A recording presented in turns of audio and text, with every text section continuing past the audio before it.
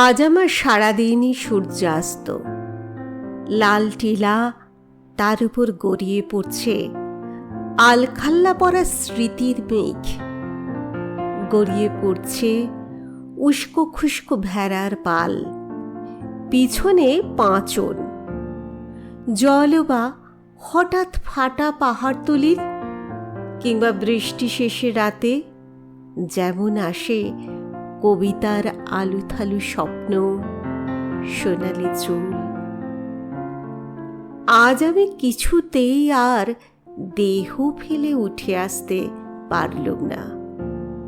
বাড়ির কাঁথা, মাটির বাড়ি, নোনা হাওয়া, সবারই কেমন একটা দেহ দেহ ভাব আছে, আঁশটে গন্ধ আছে, যা মায়া।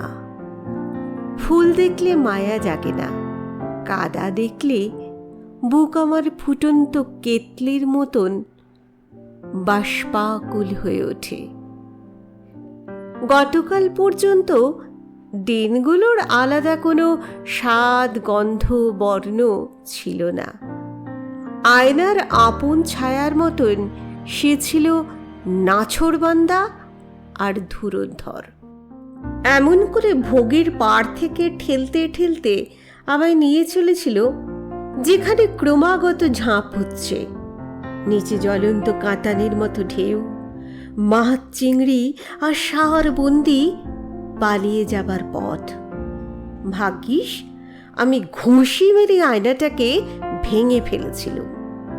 বহুকাল বাদে আজ আমার লাগছে ভালো। সারাটা দিন সূর্যাস্ত, লাল টিলা, তার উপর গড়িয়ে পড়ছে আলখাল্লা পরা স্মৃতির মেঘ।